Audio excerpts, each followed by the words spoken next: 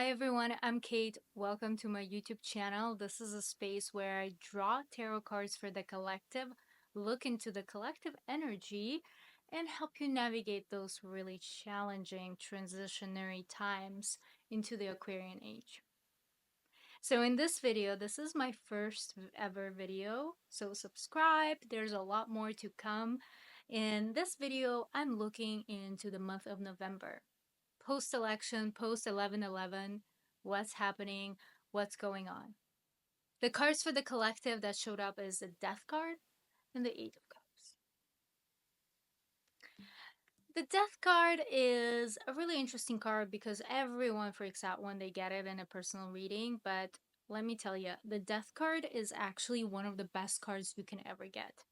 And the Death card showing up in the collective right now means that it is time to fully step it up on a collective level. So the collective is going through the transition, the big shift, whatever you call it, transition and shift in consciousness, shift into the Aquarian age, whatever you want to call it.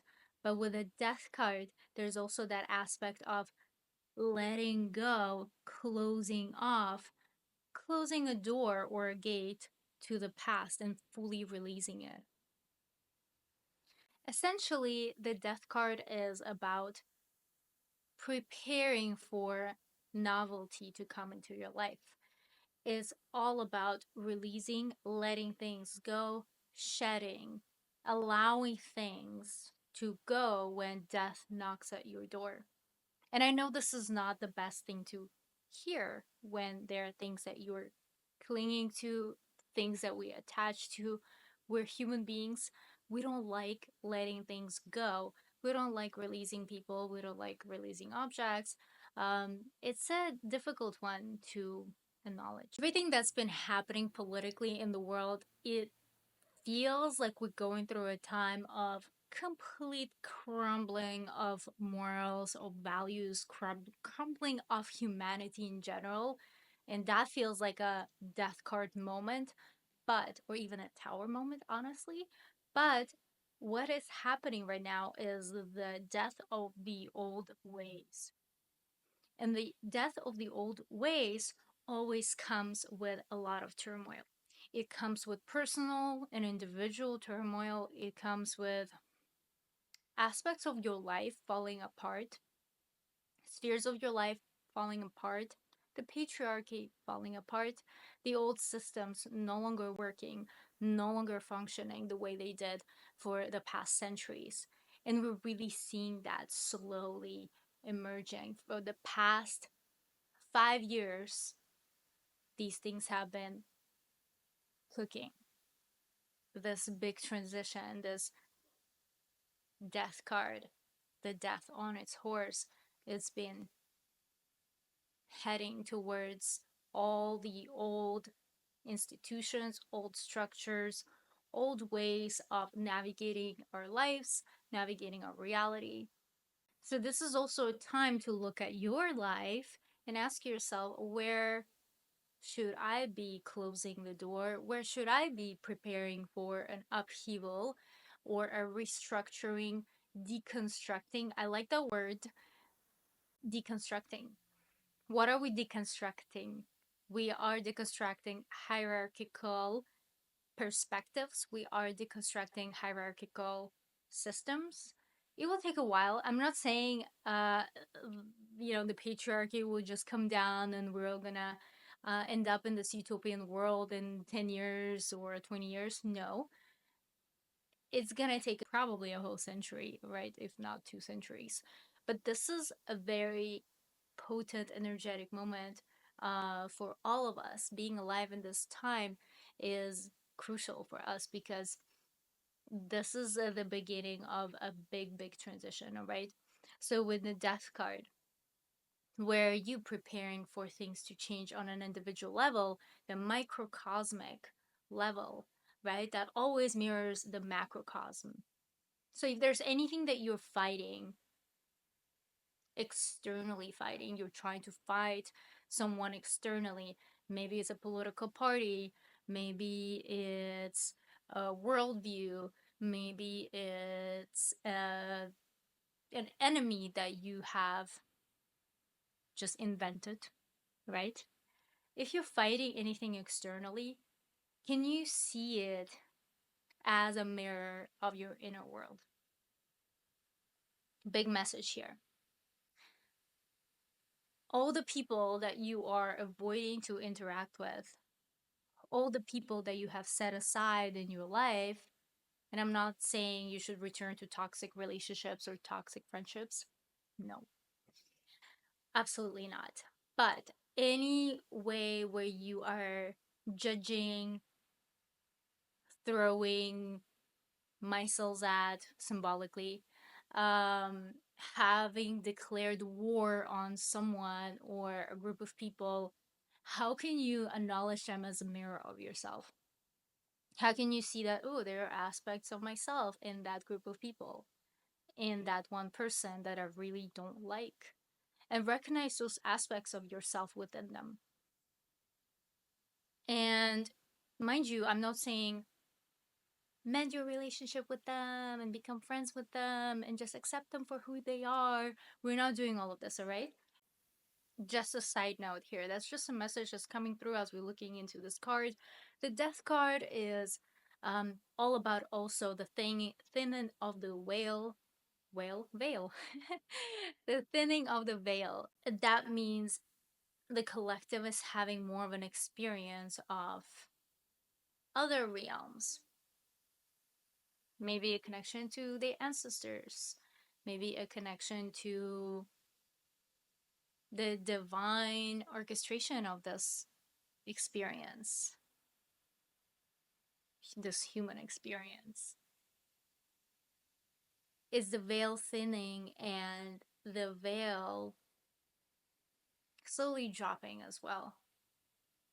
Because there's no more separation between your thoughts, your inner being, everything that's going on internally, and the external. Again, see everything around you and everyone around you, even especially those that trigger you, that challenge you, especially those that you are not a fan of, see them as a mirror of yourself. How can you perceive everything around you as that? The death card is all about this concept as well. So, what are we closing off with the death card? Ask yourself, where am I? What am I letting go of? I think this should be a place, an internal space, an internal era that you're transitioning out of. Maybe it's a physical space, of course, but most importantly, it's a consciousness level that you're letting go of and you're stepping into something different. Stepping into taking more responsibility for your life, taking more responsibility for your actions, taking more responsibility for your purpose, your mission in life, which can be your service to humanity. How are we serving humanity nowadays when there's so much dictatorship, when there's destructive patriarchy, toxicity in our food, toxicity on the land? The earth is suffering. People are dying. People are depressed. How can we be of service? Eight of Cups. With the Eight of Cups, what are you walking away from? Again, another aspect of, okay, we are emerging out of an era and we're stepping into a new era.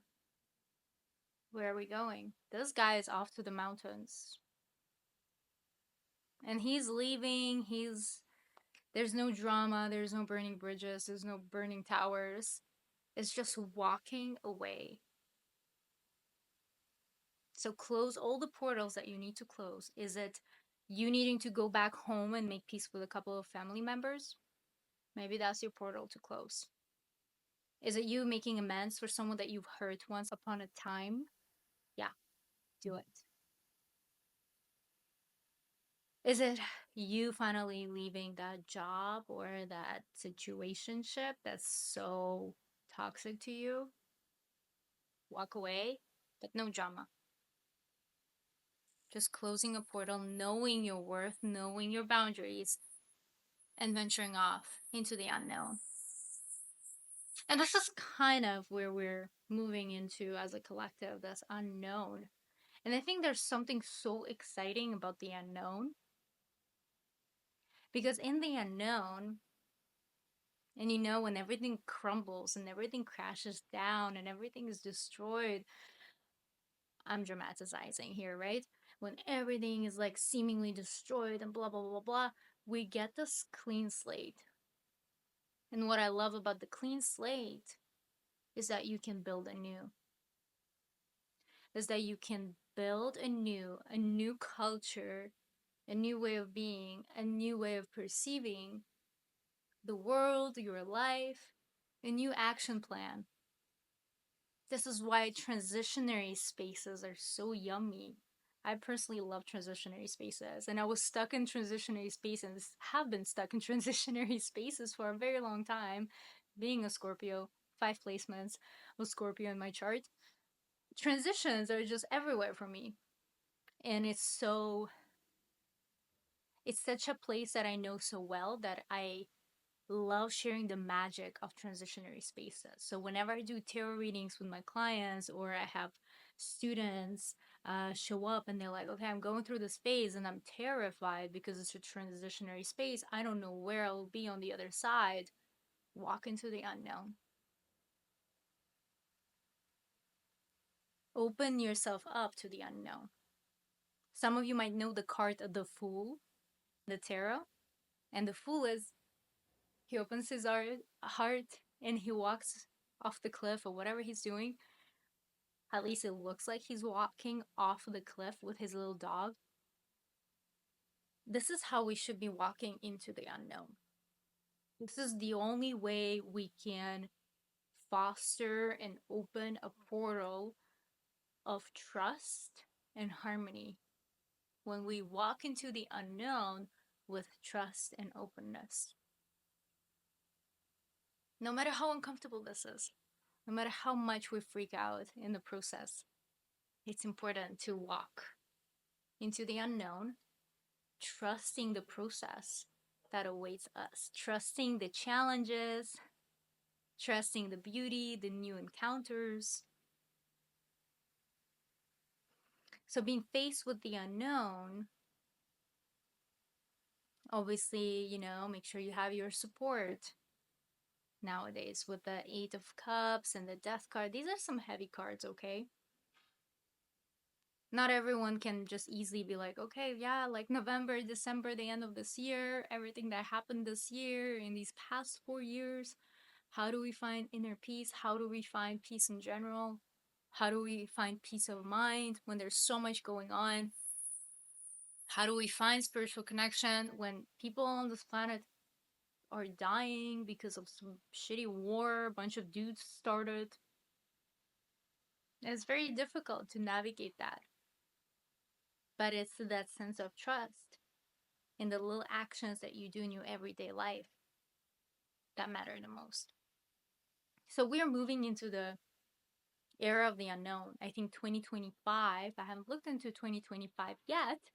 Haven't consulted with my guides, haven't consulted with my cards yet, because I really want to marinate in this idea of the unknown, this transitionary space, see what's going to happen, see what's going to arise, what type of messages I'll be getting from my guides here and there.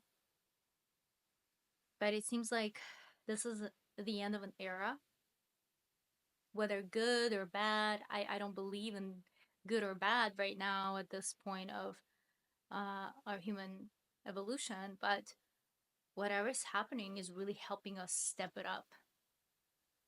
Whatever is happening is helping us evolve in our consciousness, wake up, and really ask ourselves the important questions of, why am I here?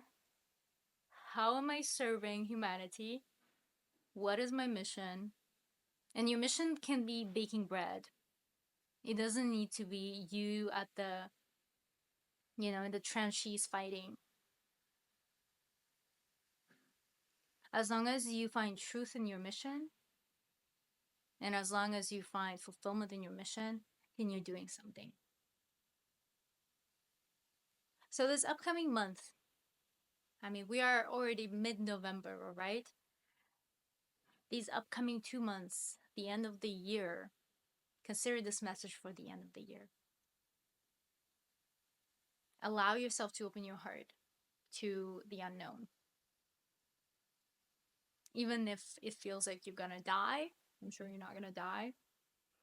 Sometimes our system responds in a way where it's like, oh my god, this is like too intense, too much vulnerability, too much openness in romantic connections. And, when you take a leap of faith, this shows up.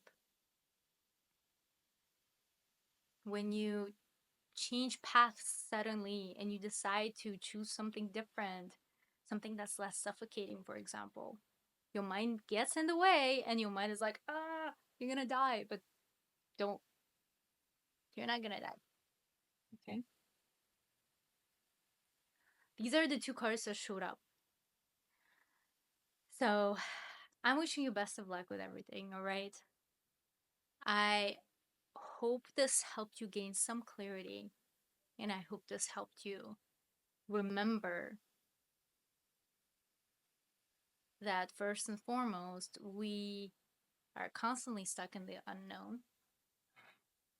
And I hope this message helped you remember of your core values, your core mission, that you are here and you are supported, and that it's time to really step into a new era.